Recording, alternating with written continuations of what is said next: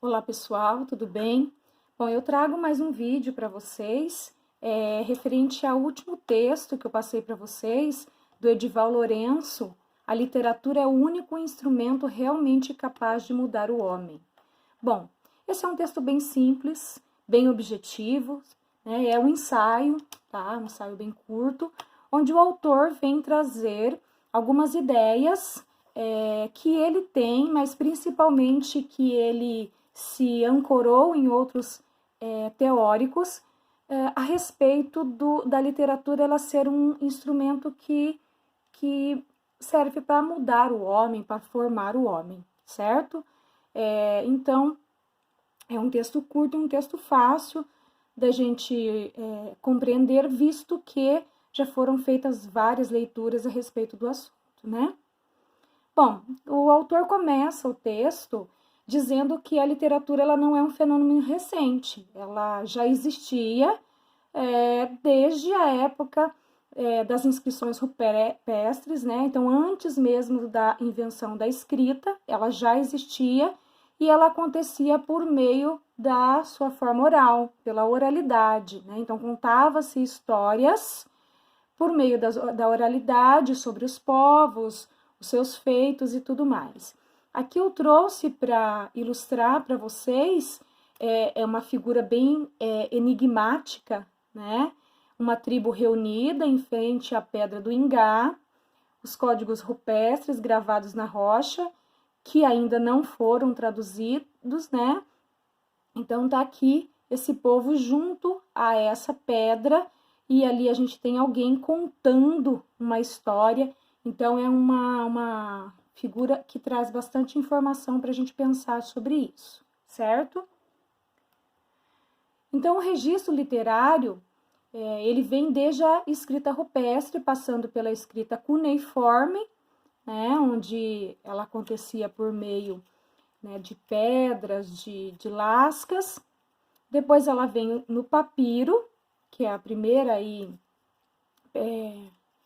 ensaio para o papel, né, o pergaminho, pelos incunábulos dos escribas, né, dos mosteiros, a gente sabe, né, lá na nossos conhecimentos de história, que antes quem ficava com as questões históricas, com todo o conhecimento filosófico, histórico, literário, eram as igrejas, então isso na época medieval, e sempre permeou a vida da humanidade.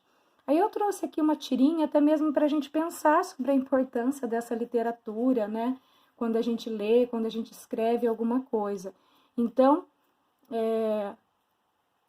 a família está perguntando para o menino: o que você está fazendo?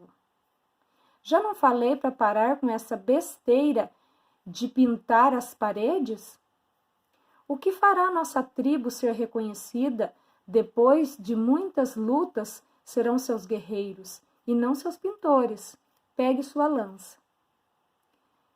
E milhões de anos depois nós temos lá um historiador, né, um antropólogo observando aqueles desenhos.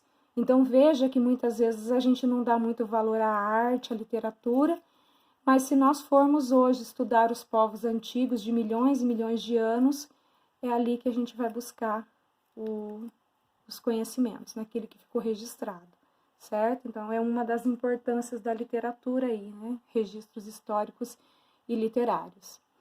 Bom, e aí a gente tem algo interessante para se falar aí, que é com relação à invenção da imprensa, né? Que ocorreu no século XV pelo alemão Johannes Gutenberg, ou Gutenberg, e que foi uma das maiores revoluções da humanidade, né?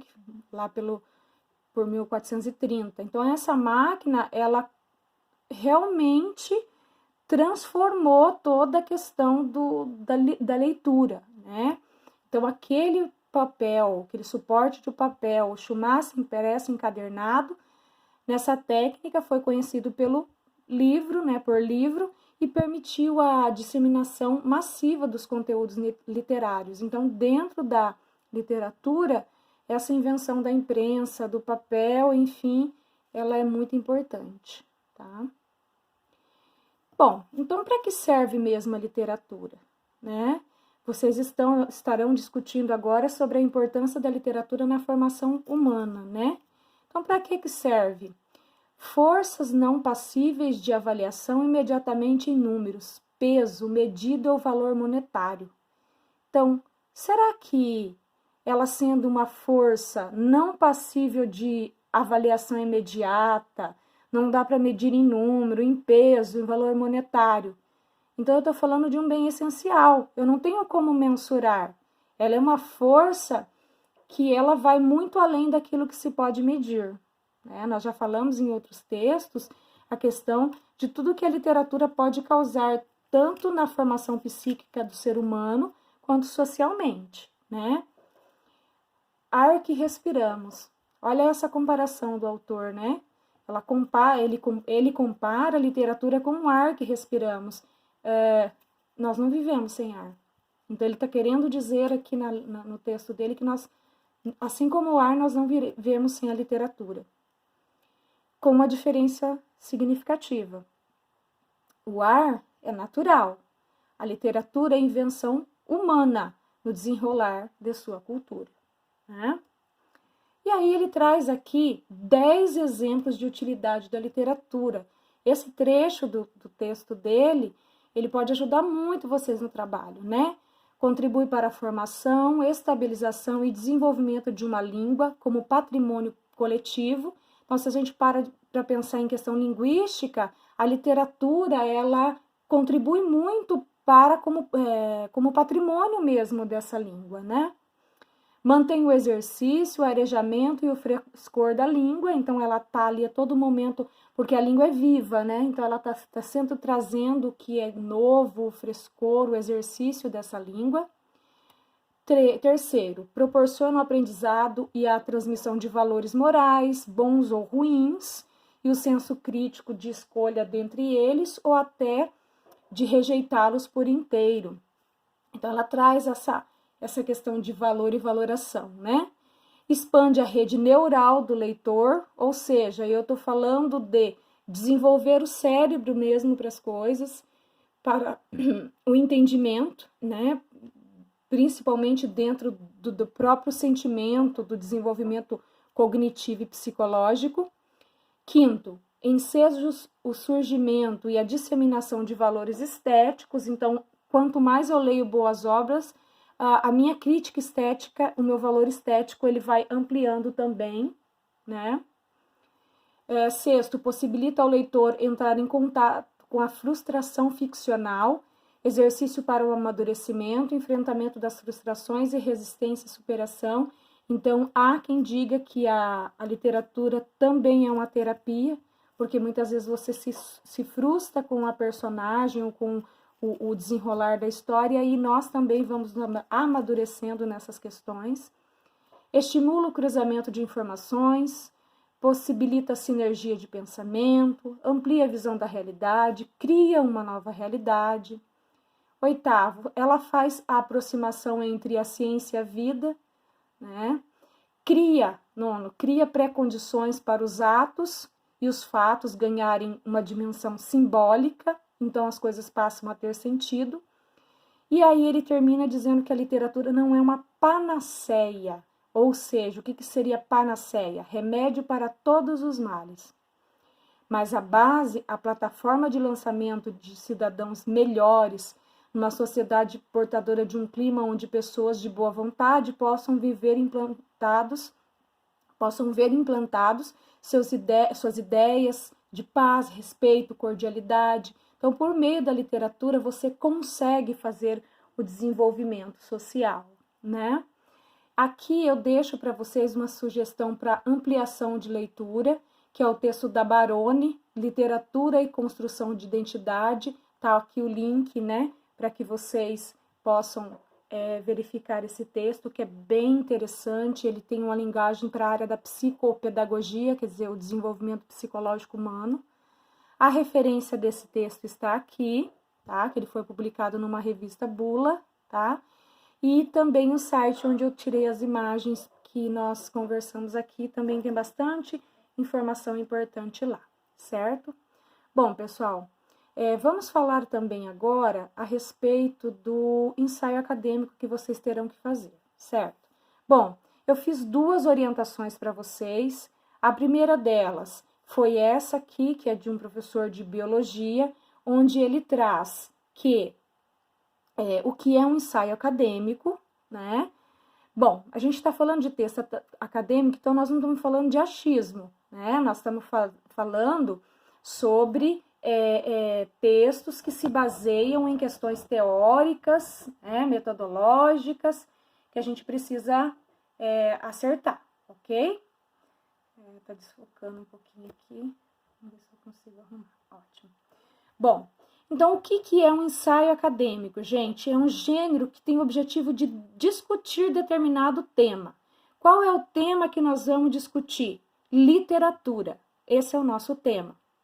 Então, ele consiste em apresentar ideias, expor ideias e pontos de vista do autor sobre determinado tema com base em pesquisa referencial. Então, vocês vão colocar a opinião de vocês baseados em algumas pesquisas, que também dizem, né, algo sobre isso. Então, busca-se a originalidade no enfoque sem explorar, contudo, explorar tema de forma exaustiva.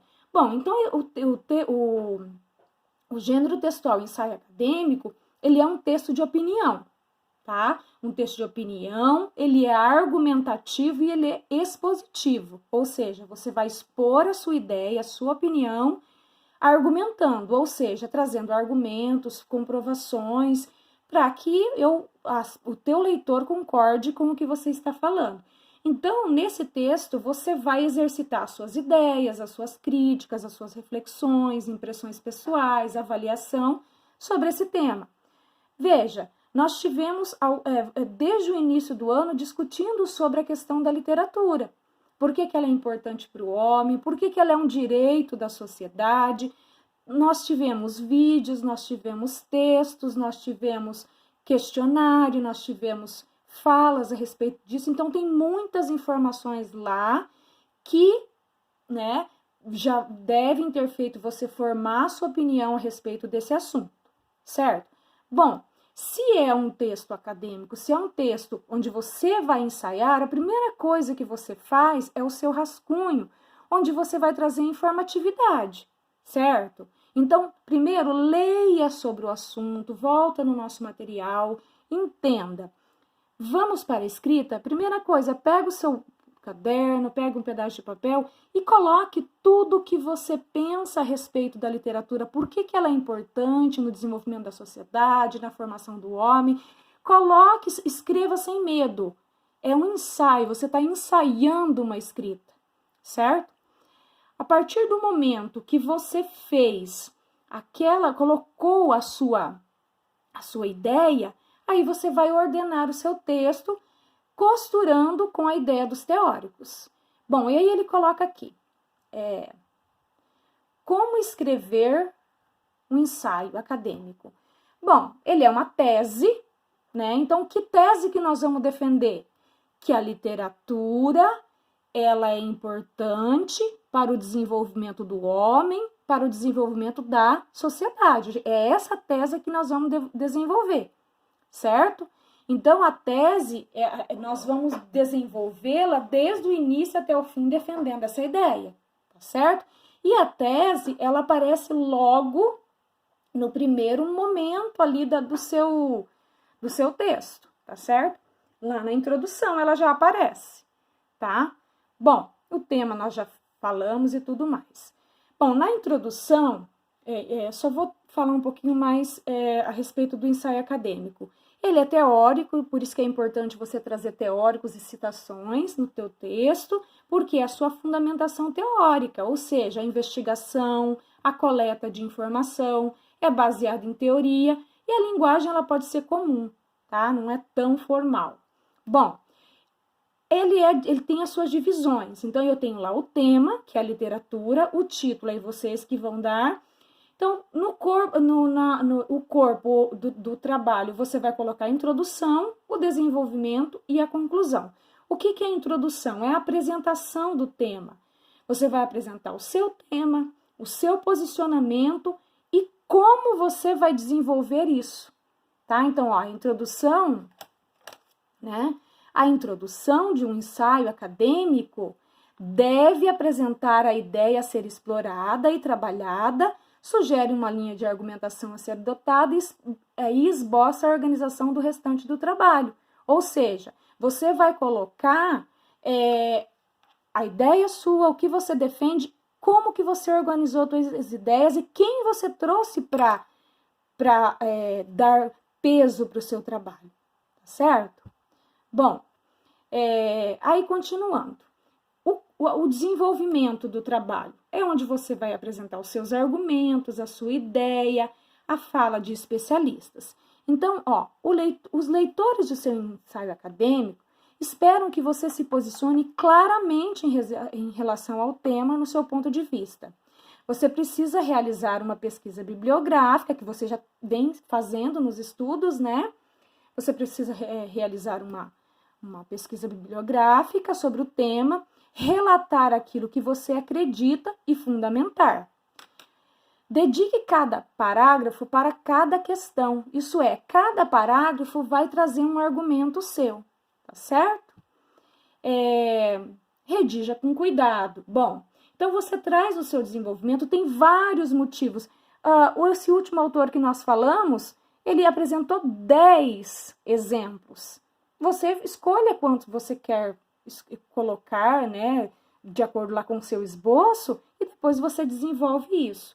E nas considerações finais ou conclusão, você vai ou reafirmar aquilo que você disse lá no início, com outras palavras, ou você vai trazer ideias novas, tá certo?